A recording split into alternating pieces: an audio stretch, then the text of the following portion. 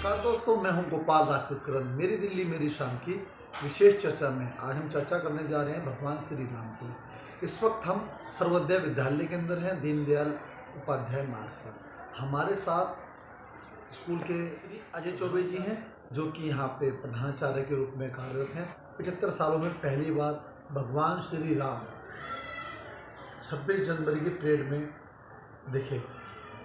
और आज़ादी की लड़ाई में महात्मा गांधी जी का एक बहुत बड़ा योगदान था। महात्मा गांधी जी हमेशा राम राज्य की कल्पना करते थे। प्रत्येक व्यक्ति राम राज्य की बात करता है। तो मुझे लगता है कहीं कि अजय जी जो हैं महात्मा गांधी जी के विचारों के बहुत नज़दीक हैं। हिंदी भाषी होना या हिंदी का अध्यापक होना, महात्मा गांधी जी का और उपासक होना या उनके रास्ते पर चलने वाला व्यक्ति कहीं ना कहीं राम राज्य के परिकल्पना करता है, राम राज्य के और राम राज्य के ओतप्रोत होता है। तो सर, आपका बहुत बहुत स्वागत है मेरी दिल्ली मेरी शान की विशेष चर्चा में। सर, आपका जो देख के पहली नज़र में आपको जो भी देखेगा वो ये कहेगा कि आप महात्मा गांधी के मार्ग पर चलने वाले व्यक्ति हैं। पर सर, महात्मा गांधी जी भगवान राम के राज्य की कल्पना करते थे, आप उसे किस प्रकार देखते हैं? देखिए, गांधी एक बहुत ही ऑप्टिमिस्टिक व्यक्ति थे और संघर्षशील व्यक्ति थे।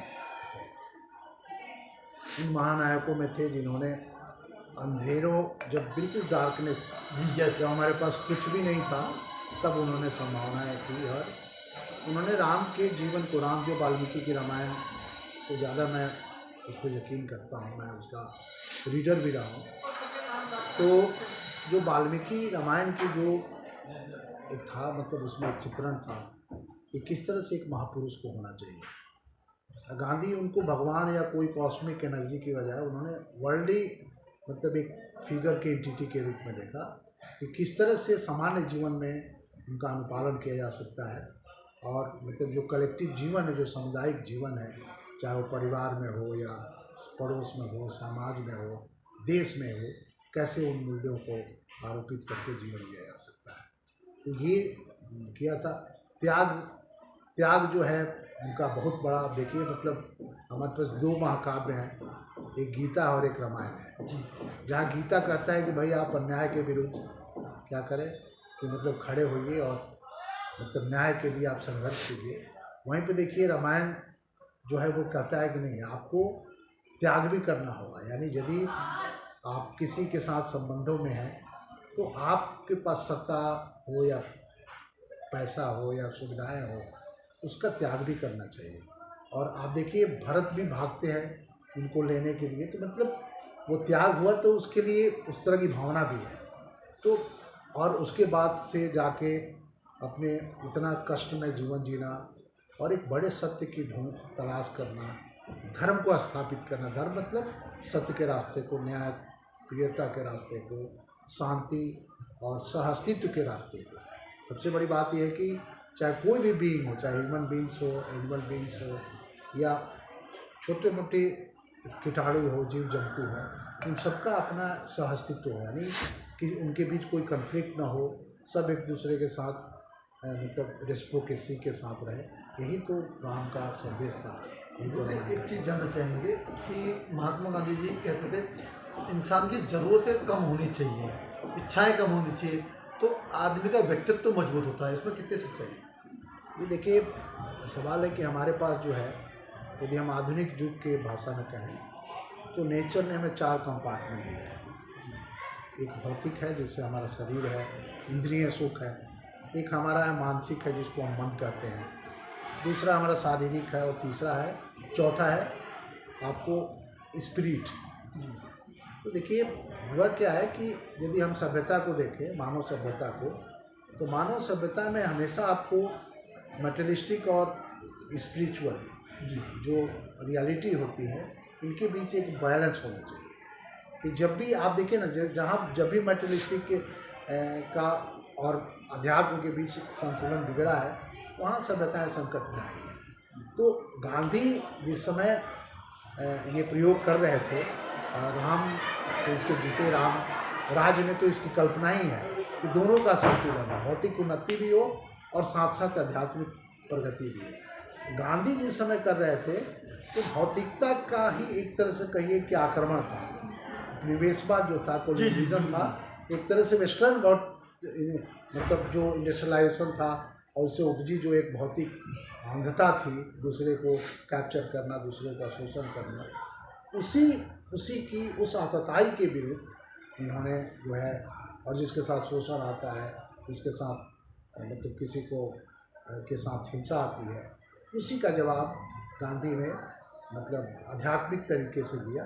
और जब भी हम आध्यात्मिक तरीके से देंगे तो वही सिंप्लिसिटी उसका सबसे पहला ऑर्नामेंट होता है, सनातन सिंप्लिसिटी। गांधी जी राम राज की कल्पना करते हैं और आज के राम राज के लोग कल्पना करते हैं, उसमें कितनी मजबूती है?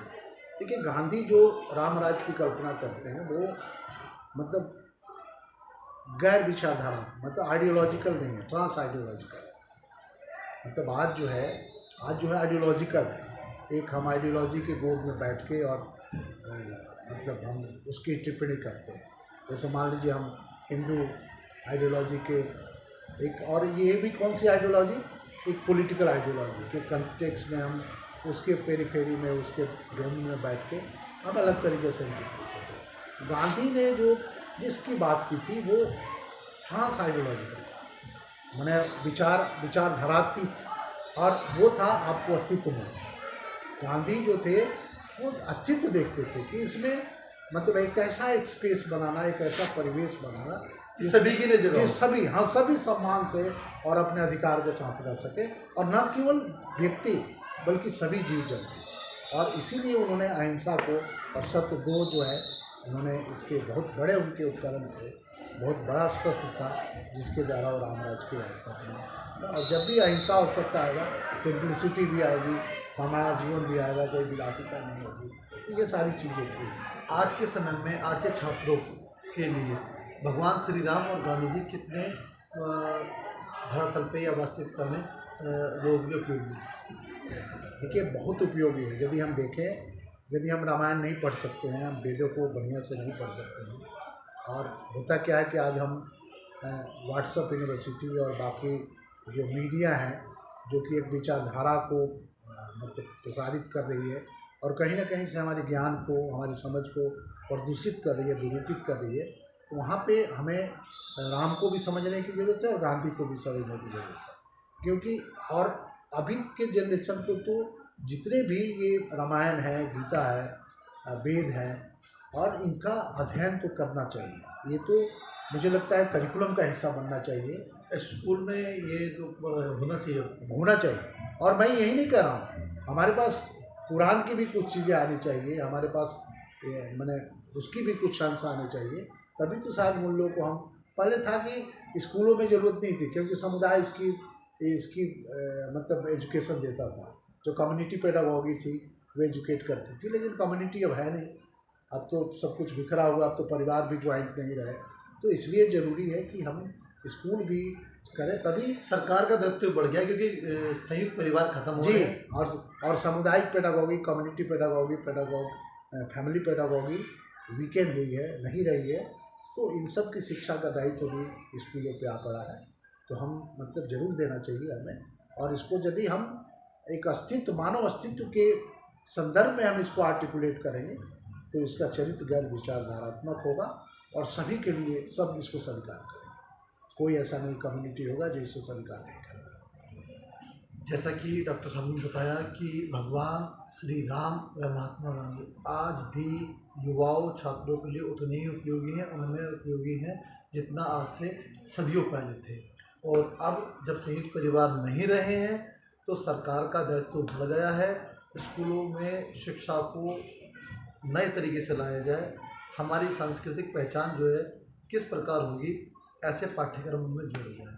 मैं गोपाल राजपूतकरण, नरेश राजपूत के साथ मेरी दिल्ली मेरी शान की विशेष चर्चा में।